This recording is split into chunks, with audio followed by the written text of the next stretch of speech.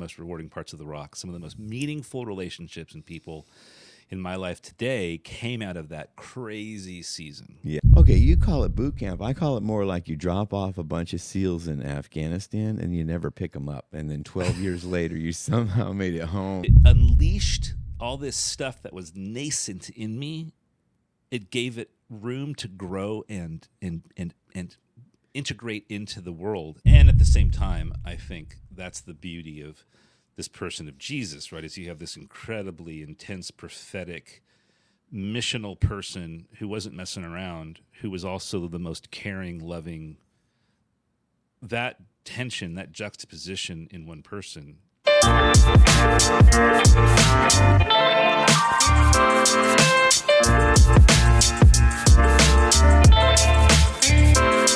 Hey, what's up, everybody? Welcome to episode 14 of Indestructible Joy. This is probably going to be one of my favorite podcasts. I have one of my favorite guests on here that I've ever had. This is someone, I'll just give a quick backdrop who this is. I got Ted Vaughn on the show. Happy to be here.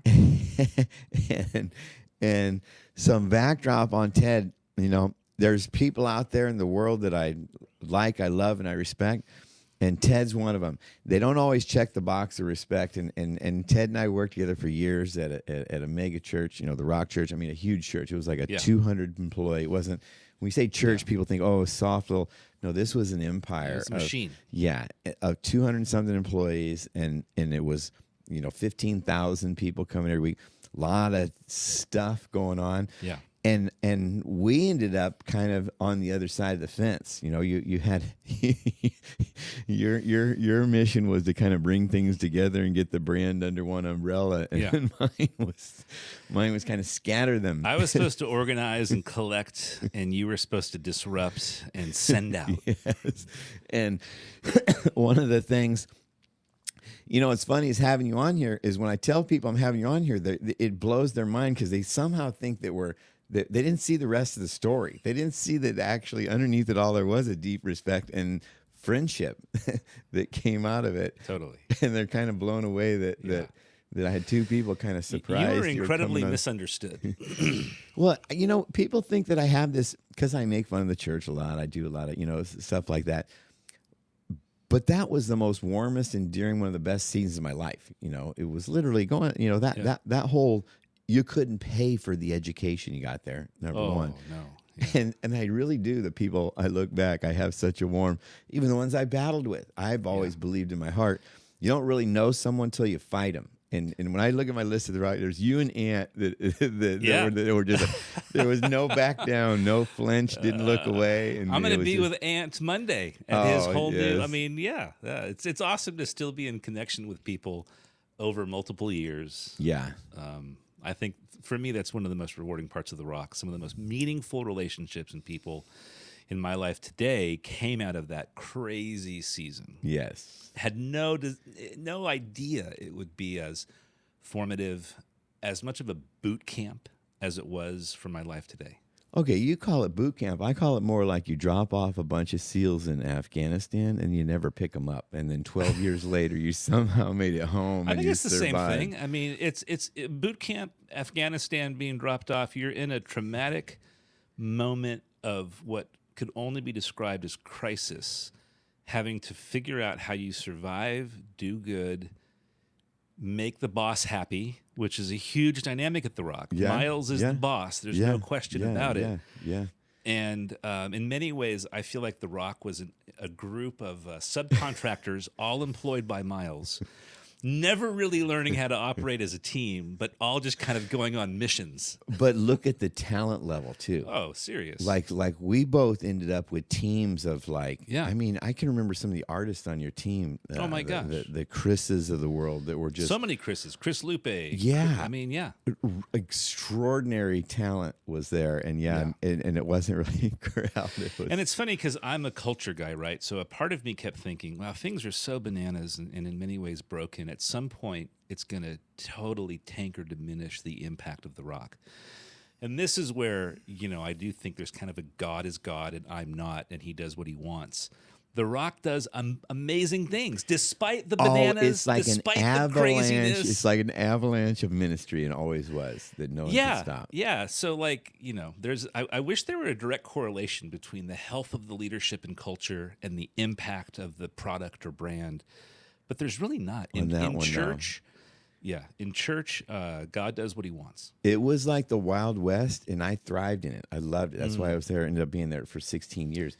Yeah. People who would be there 2 years and look like they aged from 20 to 80. Yeah, it's no doubt. And I would say the thing before The Rock, I had a staff of one person, and I was reading all the books on leadership and culture and Jack Welch and organizational health and management.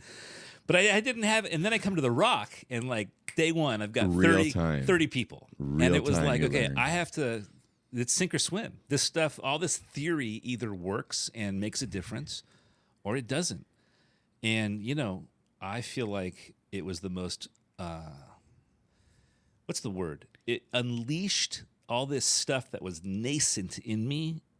It gave it room to grow and integrate into the world and integrate, see what actually works. Yeah. And some things worked really well. And dealing with guys like you, that was a big piece of it. How do we deal with Tommy, who's the antithesis of a church pastor? Right? Because you don't show.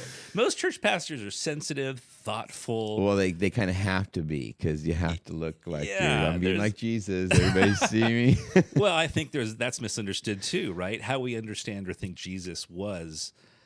I think we've made him. Absolutely. We've somewhat neutered Jesus, if we're being totally honest, right? I don't think he showed up. Oh, I'm stealing that word.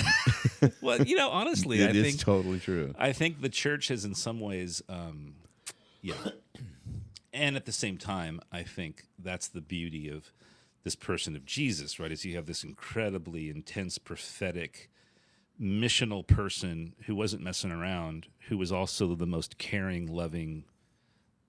That tension, that juxtaposition in one person is... And an absolute rebel. Total. Complete and total turning over outlaw. tables. Yes. Not afraid to get in your face. And at the same time, saying to the people who are the most broken and wounded and maybe even, deceitful in the time, listen, you're loved. Well, of course, Matthew was a tax collector. Right. I still don't know if he made it to heaven, to be honest. Oh, really? Because of the tax thing? My tax things run deep. I don't know. I understand that. Yeah. But it was you. I tell people this: there's no way I could have paid for the education. Like everything's easy after that. Yeah. After that, so the book I wrote, right, Culture Built My Brand. Yes. In many ways, that has kind of become the lexicon and understanding of culture and the work I do today. Well, that book was written from experience in the church, because the local church, in my experience, is the hardest organization to lead healthy culture in. If you can get the church right, everything else is easy. Because the church, think about it. I get it. I hear you.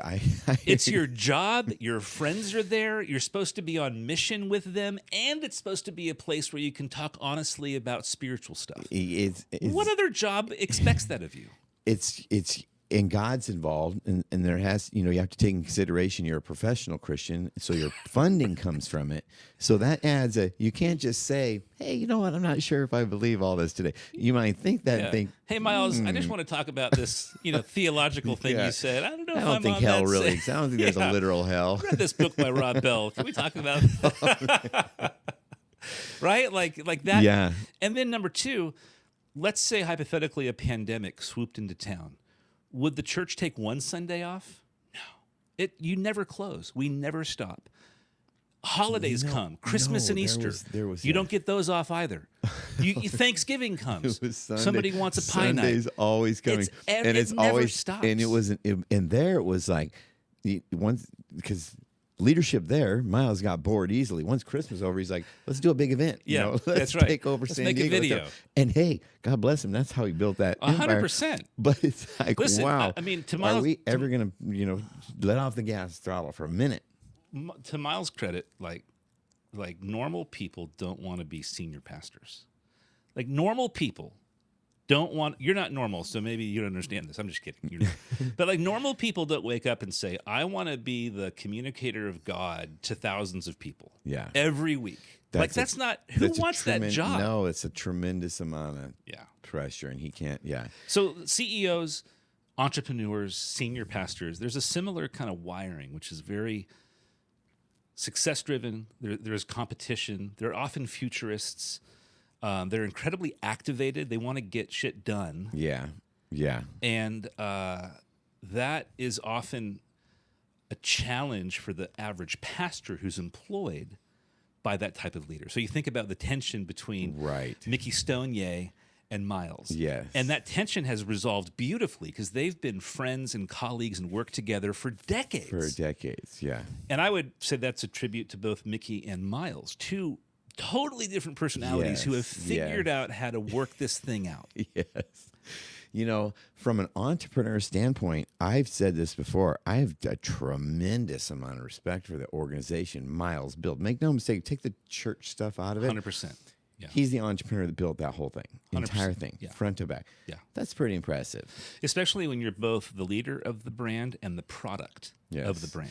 And such a dynamic personality. I've never met someone with such a connection ability. Totally. So it was almost like if he wasn't there in every single staff meeting and everything, people would get offended. You know, my pastor never comes into the office. Now, owning my own business, trust me, I know why. I remember. You roll by the office for a couple hours and then run before everyone can chase you down. They want to talk to you about the toilet paper color. But even in your business, man, right? Like you are the leader, the CEO, but you're not the product. In the church, Miles was not only the leader, he's the thing people. Now you could argue, no, that's Jesus, the gospel. Okay, yeah, but at the end of the day, you're going to the Rock to get Miles. Right. That's a whole nother layer of crazy town. Like when you're the leader and the product of the thing. Steve Jobs was the CEO of Apple, but he wasn't the iPhone. Right. Like it's that, and that's why the church again is so hard to be a senior leader in that space. You're both the product and the leader. That's a brutal personal reality. You know, on the topic of culture, because I do think, and you know what, you zoom out a little bit, and I can kind of see back. He was trying to take over the universe. He's not going to sit there and do warm fuzzy stuff at staff. You know, he's on a mission, right? He's going to keep going. He wants to win the game, and all of you are players in his team. The culture, though, it never really connected on some of. You know, it never really didn't seem like it connected anyway. But there were such good cultures within that culture. Like it was crazy town and everything going on, but then you realize, man, that outreach culture was amazing. Yeah. The marketing team and production team, those guys were their culture individually. Right. Like there was like 10 individual like rock solid cultures, and you kind of looked around. Where's the bad culture? It was just kind of, you know, when everyone tried to mesh together. Boy, it's great on that Tuesday meeting. Boy, it's a really interesting point you make, and I think this is probably true for a lot of big organizations. There are micro cultures within the macro brand. The challenge in those organizations is having all those cultures understand how they fit and roll up into something that unifies them all. And I think in some ways that's where the Rock maybe struggled. That's where a lot of large churches struggle. You have all these things that are happening, silos, if you will. Yeah. And silos are real. You need silos. But and some of these silos were some of the most powerful capacity, you know, rock silos where these were, everyone wanted to work there. Yeah.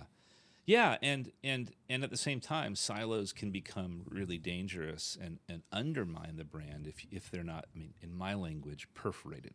Perforated silos allow people at any point in that silo to see across all the silos and understand how they fit in the broader thing. Yeah, okay, that's a great... Like the idea of getting rid of silos is naive. We're never going to get rid of silos. Well, you're going to have teams You need people who are in IT, IT. IT are going to, You need people who are in sales, IT's not going to hang out with the salespeople. Yeah, and you want the IT guy spending 75 to 90% of his time thinking IT. Yes. So to eliminate the IT silo is stupid, but to perforate it so that the IT person can see across the silos. Yeah, that makes sense. I think they desperately tried that with like the new goals and maps and every year. Yeah, Mark Stevens. It just never settled in. There's a laundry list of people. Michael D. Oh, man. All people that I just... That's right. You know what? All people that even to this day though love and respect for. I just 100%. had I think it's about a year ago. I had coffee with Mark Stevens. Did you really? Yeah. Wow. Yeah. I mean, he was kind of the. You know, what's funny That's is awesome. I can remember the day he became chief of staff. I just remember that it was almost like God was saying, it was like, it's terminal. My dad was almost like, that's the word that came to my mind. I will not be here for another. I had been there 16 years, and I was like, this will, and not even you just. Sometimes you're like, neither of us are backing down, and you're the chief of staff, so I think this. When I took the job at The Rock, I remember clear as day. My metaphor was a surfer riding a wave. At some point, the wave ends. You fall off the board. You get eaten by a shark. This is not going to be my retirement, my swan song. I call it sheep to goats. I say you're gonna go from your love now because people would come in and Miles would love them. Oh. Remember, they would be the savior of everything. And I remember thinking, hey, just so you know, you will not always be a sheep. My metaphor for that was the new doggy toy. You know, you give a dog a new toy, and they're like slobbering on it, and chewing on it, and sleeping with it, and cuddling with it, and then like 6 weeks later, it's like in the yard, buried under a pile of dirt. Well, the funny thing is, people would come in and they would think, I am the chosen one. Do you see how much he likes me? How would we just be laughing? I'm in the green room every Sunday. You see? And I'm like, you're getting slobbered on, and you're getting like chewed, and of the 16 years, 12 were on staff as a pastor, and 13, true number, 13 different people I reported to because there were a lot of. I'm sure. Yeah. And not even a bad thing, but I just remember each one was just like, okay, I'm going to fix. Yeah. I'm ready. And I would just be like, I just keep doing the outreach. Well, and that brings up a key point I learned at The Rock. I remember thinking, I have to give to my team what I'm not getting. I have to be the kind of leader for the people I'm responsible for and give them things that I'll never get from the ELT or from Miles and that's what good leaders do. Good leaders figure out what they need to do regardless of whether they're getting it poured into them. But the best cultures from the very top of the organization down, there's consistency in culture, in values, in behavior, in, you know what I mean? I mean, senior leaders shape culture. I mean, you know this, right, wrong, good, or bad. You shape the culture of your organization unintentionally or intentionally. You can't not. Yeah, it's happening. Yeah. And, I think, the best leaders are intentional about that culture. At minimum, they're self-aware about the gaps they're creating. Right. And then they encourage their people to manage those gaps. That's a great point. On culture, so if you go into a place, tell me what's the main thing you look for? It's got to be one thing you say. If a company has this, the culture's probably in line. Oh, interesting. Yeah, I would say if I had to distill down one metric to assess culture, it would be trust. Now, trust is a multidimensional topic. There's some people think of trust like love. It's just a single thing. No, trust in my inventory is both relational. So is there goodwill? Am I cared for? But there's also functional trust. Do you know how to do your job? Are you? Yeah. Do you show up on time? Oh, church do world. You have Welcome competency? To church world. Yeah. Right, and that's the problem in the church world. There's so much relational trust. Oh my gosh, that guy would take a bullet for me. I'd call him at 2 a.m. We give them jobs because they need it. My brother needs a job. And then we're surprised when they don't. But then you can't say they suck because there's so much relational the Lord, trust. It's also when you add the grace dynamic of you have to be Christian. It changes. The funny thing at The Rock was like, at times The Rock was the opposite. Like I remember sitting at ELT meetings going, every single person around this table functionally is great. Mark Stevens, like Jerry, the finance guy at the time, James, even Michael D. Like there were some talented, skilled, high functionally competent. I would trust these people with any job, but I could get cancer, and I don't think one of them would get. Sorry, don't keep that in take that out of it. But you know what I'm saying? Like it was like the relational trust was not there. No, And then in other at that level, departments, you get up, swim up, because there was a while there I swam up too high. Yeah. It's like ministry, trying to progress in ministry and go through the ranks and be up in these is like that one in Willy Wonka where he's eating the thing and the thing's about to chop him and he's like, how do I stop from going up? You get to a point where like, I don't want to be. I was in that meeting a few times. True. I was like, I don't want to be in here. This is too wild. It's and crazy. these people are, it was almost like they're coming at me. They're Yeah, it was like a group of mavericks who were all employed by Miles, but had no real sense of team morale, camaraderie, or care. Yeah, and that was a brutal environment. Like I don't know which problems. No worse. one ever grabbed the reins of that. Like Miles had never at any point said, "Let's make you guys a real." And like there was a season where maybe it could have been Mark Stevens, maybe it could have been some chief of staff person, but like nobody ever actually had the leadership authority to make that team be a team. Yeah. But then, to your point, you go to other little groups within the Rock and you see the opposite problem. All these people employed who love one another and go to Starbucks together and pray together, but they don't know if they're adding any value. They don't have a job description. They don't even know if they're part of the whole what's going on there. It's like, why is that person employed? Right? So there's this. So to your earlier question, the healthiest cultures live in this really healthy tension of functional trust and relational trust. I see you, I care about you, you're a human being, I want to increase your dignity, but you also have a job to do. And if you suck at that job, have my back. I trust you have my back on the work stuff. 100%. And trust that you have. I trust that you have my back, and you trust that I have your back. But that means being honest about gaps. Gaps in performance, gaps in expectation, just gaps. And too often in the nonprofit space, there's so much relational trust, right? We all care about Jesus. We all care about. We don't talk about the performance gaps. Or whatever the cause is. You sign up because you want. That's your cause. And you know, we're bleeding together for the same cause. We're on mission for the same thing. Yeah. We both care deeply about whatever it is. How could I possibly say to whoever they suck?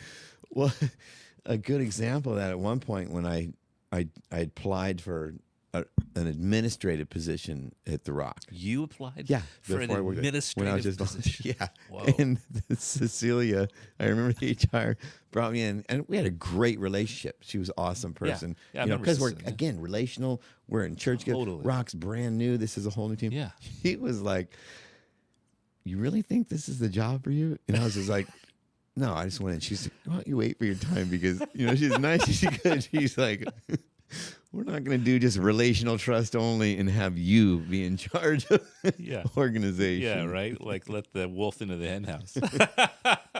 I remember my interview process. It was all super easy and totally straight-laced until I got to August. And you remember Pastor August, right? He worked under me. Yeah. I knew him for Pastor August did my pastoral. And I was like, what is happening right now? I have just walked into prison. How did that happen? Because he literally would intentionally intimidate you. Yeah. And wasn't really, loved the guy in to death. Jesus' It's not name. like he knew the Bible. Like he was going to theologically see where he stood. But, he just wanted to kind of flex up on you and say, just so you know, around here. Yeah. I mean, I started the interview sitting up, and I was like, good to go. And then I remember I ended the interview with August, and I was like, I loved August. I loved him. Oh, gosh. Yeah. And that I remember thinking at the time, like, man, I'm going to say yes to this job for one reason. I get to work with people like that. Like, I thought, what other church has an August on staff? Right.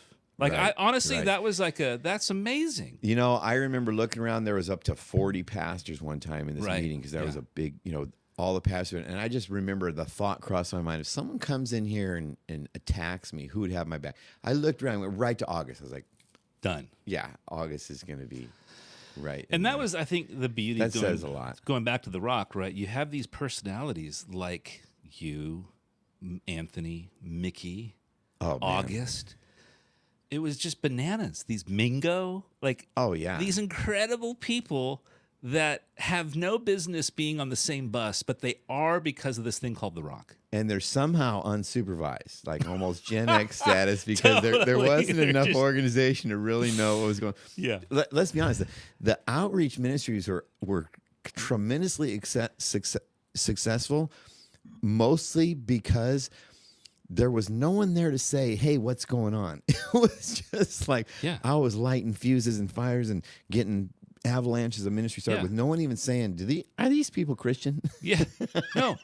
But like, look at you have different problems.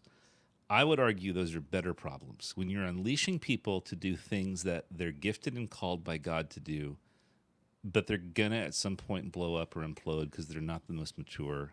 I would rather have those problems than like all these false barriers and false levels of like righteousness based on all these things. You get posers, pretenders. Yes, yeah. There's something raw and real about The Rock that makes it unlike any other church I've ever worked with. Just honest, raw, real, messy, and to this day, I think it continues to be that. It's a huge impact. I talk to people that and I can remember even going there. It does funnel to the one.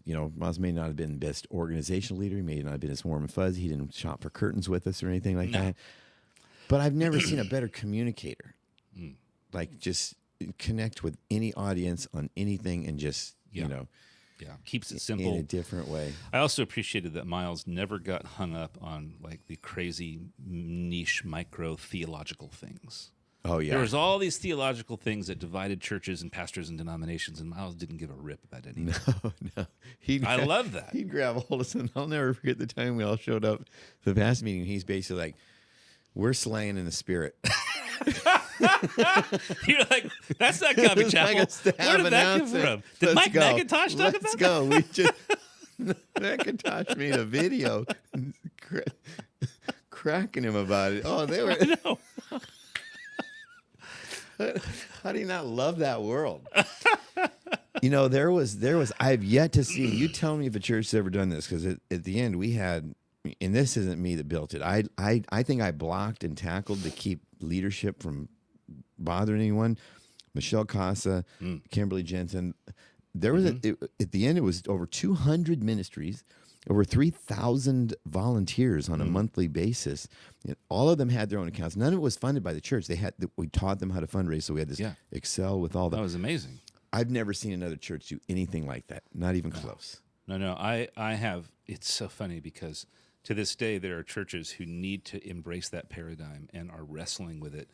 The Rock was an early adopter to these things. Like, I remember Miles was like, we were doing hours to the mayor, and it was like, we want to give 250,000 hours. Remember? And then he just like flipped the switch. He's like, we're going to do a different model. Yeah. And it was no longer just all these major events, but it was, we still did those, but it was the model of, we're going to now go out and have all these things and have 100 plus. Well, he had at one point, in the green room, jammed up my rebellion and this, that, and the other, and the leaders aren't being vetted. And, they were not making sure they should be going through class. 3 of us conversation. Guy leaves the room. I'm not going to even say who it is. And Miles says, Tommy, just do whatever you need to do, but don't ever tell anyone I told you that. Once he said that, it was like, so. It's like the most dangerous thing you can say to Tommy Mosley. Exactly. Once he said that, it didn't matter who I reported to from then on, because in my mind, I'm like, you're reporting to Miles, so go tell him if you don't like what. I'll tell you who embraced it best, though, of all of them, is Mickey. Mickey came in. He just saw it was an avalanche. He was like, how can I contribute? Because I don't even know where to start. I don't even know what's happening here. And I reported him for 2 years, and I think there wasn't one thing he ever said, hey, here's what you need to do, outside of, showing up for meetings. No, I think what's awesome about Mickey's leadership style, and we're still friends to this day. Yeah, me too. We're trying to schedule a lunch together. He cared about helping, not about being the expert. He didn't need to be in charge. There was never a power flex with Mickey. He just wanted to be helpful, and he has ideas on how to be helpful. But at the end of the day, there was never a power authority weird flex dynamic. So here's what I truly, truly respect about Mickey is because when you go from sheep to goats at the Rock, you go from I'm basically in charge of everything to here. Let me put you over here in the corner with a stapler. Yeah, right. and that's how they let people go. They get to the stapler room and they're like, okay, I'm quitting. But he just smiled. I'm here to serve. Yeah. And just continued to grow and flourish, and it's like a whole different. Yeah, I mean, to use your metaphor, he did the sheep to goats thing like 5 different times. He goes on a revolving. He handled going from here to here, and it wasn't from anything he did. That's just the way it went at the Rock. But then he could be a sheep again. A new savior might come in tomorrow. And then the chaplain thing, and then he was doing Mark over Stevens this. was and the then savior a few times. No, there's 100%, and that's just. I think the people who survived at the Rock were able to just ride that train. Darren Carrington's still there.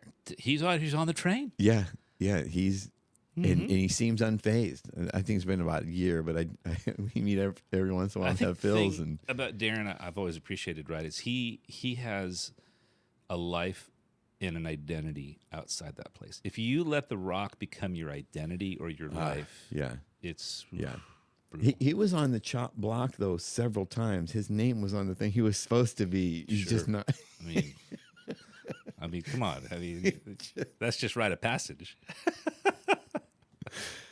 They first put the youth under me and gave me this thing to write up Drew and Darren. Like the first week, they just put youth under me and said, "You need to write these guys up because they're this and that." Those write-ups are probably still in my drawer. I just remember thinking, the write-up. This is not the move right now. Yeah, boy, it's so. Again, I mean, the church is so complex. It's so difficult. Getting it right is so hard, and it was the Rock that taught me that. I think, to your point, if you can do that in a nonprofit, because think about it, all the ministries, none of them worked for me. We had a team of directors, but if you can get people on the same page by their own will, I think that's where it changes the dynamic. When you pay them, you feel like you should be instead of assuming that they're going to jump on board just because. And that professional dynamic, like, okay, so I have a boss who's my pastor, but he's also my boss, but he's also my friend, but he's also like what hat is he wearing when I have you've got people that work for you. When they go out to coffee, are you wearing the boss hat? Are you wearing the friend hat? Are you wearing the pastor hat? Are you wearing it's so that again, the church is brutal hard. Yeah, no better learning experience. And then the metrics. What are we actually measuring? Like your business has pretty clear metrics of success. Dollars in the bank. Yeah, most businesses. So easy. What are we measuring at the church? Life change? My goodness. How the hell do you measure that? I mean, you kind of can, but it's. I mean, there was a point where, the salvations from the outreach way outran, and it's an evangelistic church. The altar calls. Yeah. And I remember in the beginning calling that and people looking at me like, don't talk weird stuff like that. It was just the way it went. I remember to this day when I coach or work with churches, I use that as a reality to say, I don't care how evangelistic your pastor is in a post-Christian pluralistic reality, a model like that is going to do way more to spread the gospel than a single altar call experience on Sunday. Well, and I remember, of course, I'm a scoreboard guy and Miles is a scoreboard guy. So, when it came up and it was passing every month, I was like, just so you know. Winning. Just so you know. Just so you know. That's so funny. Well, you know what? It was, I say this all the time, it was a great experience, amazing experience. Glad it's over because I think you need both perspectives. I think if I was still baking in that, I wouldn't be able to pull out and see, you zoom out, you can see things a lot more clearly culturally. For sure. Because I saw so many good things there culturally, like the talent and and then you see what happens when you just don't have the right person to tie them together. That perforated silos. I think that's kind of. In my mind, it's why culture work and bringing outside people in is so important. Dysfunction becomes normative quickly in our lives, in our workplaces, in our relationships. you need people outside of you, outside of your weeds, to help you see the reality of your thing to make it better. Because we're just so close to it. Yeah. We're in it. Yeah. Yeah. There's stuff we don't see anymore. And that was in it in an extreme, like it was day one, it had 3,000 people. So day one, it was overwhelming. I mean, there was a point where they said, okay, Tom, you're in charge of counseling, take the calls. And it was just all day, every day. And I was getting like one or two people like on the edge of suicide every day. It was like, wow, there's a lot, that's the other thing people don't realize. Church dynamic, got the organizational dynamic. There's also a tremendous amount of need that comes. And if you don't have the structure for that, it is people, for the most part, don't call the church just to say, hey, just want to say, God bless you guys. It's usually, my wife's leaving. She's probably, I need to meet with someone right now. It's trauma. Or anger. It's rarely just checking in, just saying hi. By rarely, never. Yeah, and I think it's true for business as well. The trees that grow really tall really fast and don't have the root system to support it are the ones that fall over the fastest. Yeah. Right? And the root system is culture. The root system is having the people, the soil, the terroir in place to support the above ground growth. Yeah. A lot of times I work with organizations who are ultimately everybody wants above ground growth. Everybody wants sales. Everybody wants whatever. Right. But the way you get that is having a root system that allows you to now, and that's the problem is the soil and the roots, they have to be healthy, but the amount of time it takes for that to yield above ground growth, it is what it is. Right. There's no direct correlation. There's no miracle grow. Oh, if I do this in the soil and the roots, then I'll get this in 3 weeks. Nah. Every organization, like organisms, are different. Which kind of makes rock a very different in a way, because so different. No organization I've seen has a turnover like that. It's a constant. Yet the root system in soil was constantly in crisis. There's no dust on the feet of whatever. But there's this freaking redwood tree all of a sudden, it's I like, know. wow. And it never fell over. No, no. I mean, this day for sure, biggest church in San Diego. Yeah, it is. It's so interesting to me because I want, again, like I said earlier, I want there to be this correlation between the soil and the root system, and then what's above ground. Yeah. But, sometimes really big trees live forever with a very dysfunctional root system. It was. This is where God gets to be God. It was a perfect storm for me because I saw it. When you see the weakness and the dysfunction, nobody's in charge. It's like, I'll be doing my own thing. I'm not going to run anything by anybody else anymore. Well, especially when you had the blessing from the Pope to go. Once that happened, it was so subtle. It was just so over hearing someone complained about me about it was whatever it was. Dude, that green room was like such a vortex of potential disruption. Like I remember I would say to my staff, came in and became savior there, and they also left. I mean, like Miles got really enamored with certain members of my team. At times it was Chris Lupe or Mark Milan, So I would tell them, listen, here's what's going to happen. You're going to go in the green room. You're going to get all chewed on and salivated on, and you're going to feel awesome, and you're going to feel tasked. You're going to leave there and feel like you have been told to go do. Completely you have changed not direction. Been tasked. Completely changed direction. You bring that to me. That's the thing. He would drop an idea, and his personality was so big. Yeah. People would run with it and take their whole life cause. It was like they left the room thinking, this is my new job. This is my new job. I mean, I have a job description, but it doesn't matter anymore. That's all out the window because Miles just said, I'm doing this. And then you talk to Miles about it, and he's like, I didn't say that. Or he's just like, that was just an idea. Yeah, I was just talking. Oh, man. Yeah, I loved every moment of that. That green room was there was so much. It was going like a on there. gauntlet. I don't know what the word is, but it was like this room of just unbelievable. Oh, he would not think twice about between the 8 and 10 o'clock church. We got to let this guy go. It's kind of his last meeting. He's in there. And then on like Monday, he's like, "Are they gone? Has it happened?"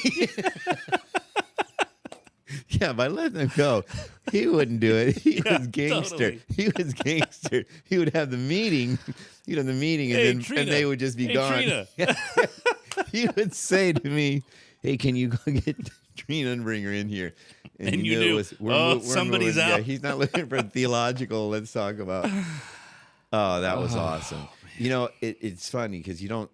I always, you zoom out, you have a little perspective when you own a business, things kind of change. And, a lot of stuff that he doesn't handle, I also don't handle. Sometimes I get my leadership model from him.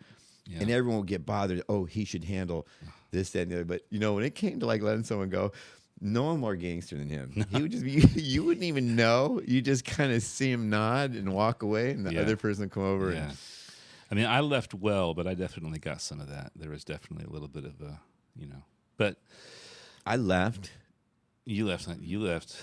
I left. I said, let's just all fight on the way out the door. That's what I said. Yeah. Once they fired I don't KJ, think there was any other way. They fired Kimberly Jensen, and she had just had a baby, and it was purely because she reported me. I don't care how anyone candy coats it. I came. You were unleashed. Yeah, I was. I was done. What do you think the single greatest contribution to your life or leadership The Rock made? Like, if you were to distill it down to a single thing, what did it give you, teach you, provide that you wouldn't have had otherwise? You must think bigger. Like you cannot take on 100 cases of counseling, so you got to scramble around and figure out how do I grow this. Like scale. Yes, you have to. Yeah, you have to think bigger because it came so fast and furious in such a tidal wave that everything was like, build these bridges, build these buildings as quick as you can, and they have to work. Yeah. For me, it was because it's people's lives. Oh yeah. When you can't just blow off. Yeah. There comes a point where it's like, okay, someone's got to do something because, especially in you think about The Rock's context. It wasn't a customer need; it was like a human need. And no other church was thinking about scale or reach or growth like The Rock. So, given the amount of need, I can totally see why God would use a church like The Rock to create scale to address human need, and let it be a complete bananas shit show. It was an avalanche that I realized this towards the end. We started an avalanche. There was no stopping it. I mean, there's still, I think 5 of the nonprofits still exist. I mean, Genesis Recovery is huge now. Yeah. So is ABC Recovery. It was towards the end. We just kind of intentionally said we should try to aim good at the beginning. Make sure that's why we had the application process. Yeah. Best shot. Measure twice, cut once. Best shot is when we blow this little dynamite up and the avalanche starts. It won't wipe out of town. Right. Because towards the end, it was so much going on. And when they would say, you need to do this with your ministries, you need to do that with your ministries, it'd be like, who do you think they are? That's the beginning of like bureaucratic legislation. Orders from me. Yeah. That kind of stuff, it's funny because in some ways that's what The Rock needs to grow and scale in a healthy way. And yet that's the kind of stuff that neuters The Rock of its magic. So you have this interesting tension where do we need structure and stability and rules and process? Absolutely. But if we ingest it, it's going to kill us. Yeah. It's like the medicine we need, and it's the poison that'll kill us if we take it. Yeah. So you live in this crazy, and I would say The Rock's still there. You live in this crazy place of like, amazing things are happening. We're responding, but it's messy, and it never's not messy. Yeah. And you're in this constant, and you cyclone. Almost when you're out and your year's out, you appreciate the mess. Like you wouldn't want to. You don't know if it even would have worked any other way. That's just it. I mean, you almost have to get distance, and in hindsight, go, that was incredible. Like I don't know if I could have had this conversation my first month out. The first year or so out, nobody was having no conversation. Yeah, because in some ways you're a burn victim. Like that messiness takes a toll. Yeah. It's really hard to appreciate it until you have enough distance to go, oh my gosh. I would say it took 2 years for me to kind of shake myself and realize that was a great experience. Yeah. You know what it was for me, man? I left The Rock, and for the first year, I was talking about like, oh, at The Rock, I was a part of this, and I helped build this, and I helped do this, and then I realized a year later, all that stuff I was talking about, dead. It stopped happening. All the outreach ministry's gone. Yeah. Gone. But you know what wasn't? What the thing that mattered the most for me, and I missed this the first year, now I talk about it all the time, it was the people. I had a chance to work with Anthony Miller. Yeah. Chris Lupe. Yeah. Jim Stamps. Like the people that I got to work with and have on my team and make better, and they made me better, that's the legacy. Yeah. All the shit we did, it's all burned. It's all done. It's all tanked or changed or whatever. Yeah. But it was the people and what they've gone on to do, That's the legacy. The list of amazing people that I met and Amazing worked with people. and worked for me are just, yeah. Even Chris Dukas. Remember Chris yeah. Dukas? That Oh, yeah. dude's All of gone on and talent, doing. yeah. He's the first guy I ever had to kind of, like transition out of the rock for all sorts of obvious reasons. And he knew it. And it was the most healthy, beautiful transition. And that guy's now thriving. I remember Anthony having to have hard conversations with Anthony. Like, listen, you're smart, you're skilled, you know the job. But, it's like at some point you have to leave home. Yeah. Right? Like, yeah. Man, he flourished too. Dude. I'm so proud of him. I see him like crushed it. pinch hitting for Rick Warren. What? I know, yeah. Wait a minute. Yeah, and I think Purpose-driven life. I think that's one of the most interesting realities about culture. At some point, you have to get out of the culture you're in to grow. It's rare that a person can stay in one culture and keep And growing. continue. Mickey was able to make it happen. Well, he's been through cultures and seasons and stuff with But Mike he's- Mack. He's done the yeah. full seasoning with Mike Mack. He's a seasoned veteran. He's a rare bird in that he can stay in one place and keep growing, keep thriving, and keep finding. Yeah, Most people, for any number of reasons, not right, wrong, good, or bad, they just are. We have to get into a new culture. And sometimes the challenge is going, as comfortable or familiar as this is, maybe I need to go or get into a new pond in order to grow. Well, in the ponds, if you look at where the Mingos went, and they're all, jumping into bigger ponds. Mingo calls him Black Rick, which I think is the funniest thing ever. Stop, Anthony. Man, that's a compliment. It is 100%. yeah. He calls him that on strings that he's on. I'm somehow on a string with a bunch of these guys. I know. It's my text. Oh yeah, thread. that's right. I don't even know where that came from. It just appeared. I was like, whoa. I can't believe you said that. It's so funny.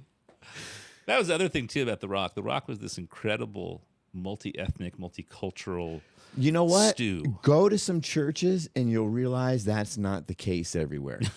They're so sick. Most aren't. See, I kind of got saved at the Rock, so I assumed this is all just a mixed This is match all of normal. culture, Yeah. all different. And then you go to another church, it's like, whoa, why is everybody white here? Yeah. It's like, or a what's wrong black with this church. Yeah, Or everything. Hispanic church. Or Korean church. Yeah. Everything is. The Rock was never like that though. That was No. that was an anomaly in that I too. know. And they didn't try. Like, it wasn't like Miles said, we're going to try hard to be multi-ethnic. They just were. He just connected with everyone. I think it's because Miles was like, is he Jamaican? Is he Puerto Rican? Is he black? It's hard to know. It's right? funny. I had a friend of mine who was with me at church one time before I even worked there, and he was like, Miles talking about something, and he goes, "Hey, does he think he's black?" I said, I think so. I think I have some. I don't know. So, but I think even right now, right? Like, we're having a conversation that's open and candid about race and ethnicity. And you could do that at The Rock. It wasn't this sensitive, fragile, awkward DEIB thing. Like, it was just a part of the water. Right. Like, I remember August saying well, you're a white man. And and just started talking to me about being white and okay, here we go. Yeah, there was so many special things about that. Well, any last words for us? How do I make my business great? If you, how do people find you too? Get your word out there. So LinkedIn, it's just my I know name. I've actually done business with Ted. Had him come in and work with my culture on a secular level after business. Oh, loved it. That was super fun. Yeah, it's Talk like you about a said, roller having coaster ride, having some. Well, all of them are. Outside perspective though is huge. Yeah, It's huge. We made some changes because of that. And I think I have the best job in the world because I get to go into all these organizations that are different. Yours, a church, a nonprofit, and working with a brand that's just from the dust up, trying to figure out their product. I love that work. But LinkedIn, Ted Vaughn, TEDVAUGHN. Same thing on Instagram. Website is makehistoric.com. Make historic. Yeah, that's our company, our brand. And the book is Culture Built My Brand, still available on Amazon. Good book. Thank you. I got to say before I go, the biggest impact you had on me is there was at one point, I can't remember we were sideways here, but it was like Trina was like, you guys need to come in the office because we were just could not hash it out. And at one point you said, Tommy, you have good stuff to say, but you talk like a sledgehammer. And I remember, because that, I injured some other people along the way before that conversation on whatever it was. And I just remember thinking, you know what? If he's saying I have good stuff to say and I'm communicating, I don't know, something, for whatever reason, it sunk in. And I realized, I looked around and I was like, oh, I can tell by all the smashed heads. Maybe I do. Yeah, it was kind of a game changer, because I realized, good stuff to say said the wrong way is destructive. 100%. Culture is 90% about the how, not the what. Yeah. The what can be spot on. And the how sledgehammer sometimes good, not always. People used to come to my office and say, okay, Ted, I'm going into a meeting with Tommy. What do I? I'm like, you just need to speak sledgehammer. You need to know how to be direct. You need to body posture, because he'll respect that. If you're mousy, I really respect. Courtney called a meeting with me. I don't know what I said Courtney to her. Was the best. She called a meeting with me to be like, hey, do you have a problem with me? I was low key scared. I was like, no. But it kind of, I think Courtney may be the single best human I've to this day met. Her. I mean, she's wizard level when it comes to the whole everything. She was my. I was supposed to call her some sort of secretary or assistant thing. I was like, no, you're my ministry partner. I'm not even going to demean you and call you an assistant. You are my partner in this thing, and she crushed it. To this day, I think Courtney is probably the most talented, best human I've ever met. Well, much respect to her for when I was Wild West coming and saying, hey, better not be shooting in my direction. Okay. I respect that. Yeah. I have not thought about these people or things in so long. I had no idea our conversation would go down this road. That's super funny. Yeah, well, that's culture. I mean, we learned under extreme fire of culture, good, bad, and ugly. No doubt. No way you could go from there and not grow. Everything else was easy after that. I own a company that's easier than working in ministry. Listen, I think everything before The Rock is 20% responsible for who I am today. The Rock, 80%. Yeah, that's a good analogy. Amount The Rock contributed. The 4.5 years at The Rock, oh my gosh. That's why I call it boot camp. Yes. Because the shaping that happened in that season was ridiculous. It's crushing and awesome, and it is truly like the good metaphor where it smashes you into a stronger piece of rock. I'm just glad I was able to get off the wave and stop surfing and not die. Some people fall off that board and it's brutal, it's ugly, it's painful. But I was able to stop surfing in a way that led me into a whole new wave. I wouldn't say I fell off more than I turned and attacked the ocean. Started swinging in the waves. We're going to use the surfing analogy. I like well, that. Thanks so much for coming on. Yeah, thanks for having me, It's good to see you. This has been fun. I knew coming into this would be fun. Oh, man. We need to do episode 2, that's post-rock. About things since the rock. Probably should do some post-rock. We'll probably have to do some follow-up from all the things we said on this episode. Oh, gosh, I know. I hope this doesn't hurt my... That's what I told, because I had Mingo on one time, too. I reminded him before. I said, hey, just so you know, I can't get fired. Yeah. You have a board still. Yeah. Oh, boy. We'll see where this goes. Yeah, it'll be fine. Well, thanks for coming on. And glad to be here. Thanks for having me. Thanks, everybody, for watching. All right, if you like this episode, click, share, message. Let me know. I'd love to hear your input.